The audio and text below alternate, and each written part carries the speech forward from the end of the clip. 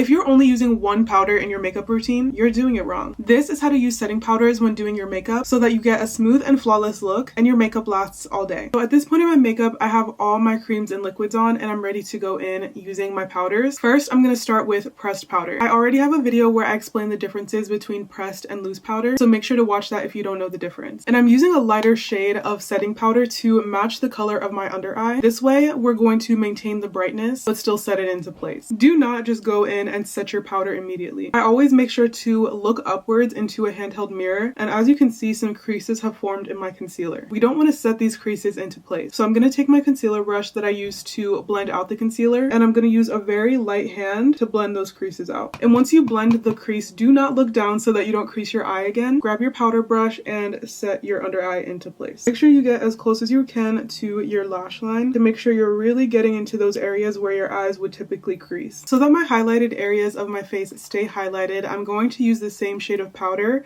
where I applied my concealer. I'm going to take another pressed powder that is the same shade as my skin tone, and I'm going to use a large powder brush. This one is the Sephora Collection 50 brush, and I'm going to use this to set the other areas of my face. After this, I'm going to go in with my loose setting powder. I'm going to apply this using a powder puff, and I'm going to bake underneath my eyes. Baking is really going to help with preventing creasing, but it's also going to highlight our under eyes even more by brightening them. And if you follow me, you know I love a bright under eye look. Make sure you get as close to your lash line as possible so that you really get in those creases. I also like to bake down the center of my nose as kind of a reverse contour, and then I'm also going to bake my upper lip and my smile line. This is going to help keep those areas matte and also to prevent them from creasing as well. I like to also go over the center of my forehead with the excess powder, and you're going to let this sit for a few minutes. Using my powder puff, I'm going to press the powder into my skin, and then any excess powder, I'm going to use my powder brush that I used to apply my pressed powder to blend it into the face. You see how smooth and bright we look? Exactly, that's what you want. To really melt your powders into your skin so that your makeup looks skin-like and everything sets into place, we're going to use a setting spray. One of my favorites of all time is the Morphe Continuous Setting Mist, and then we're going to let that dry.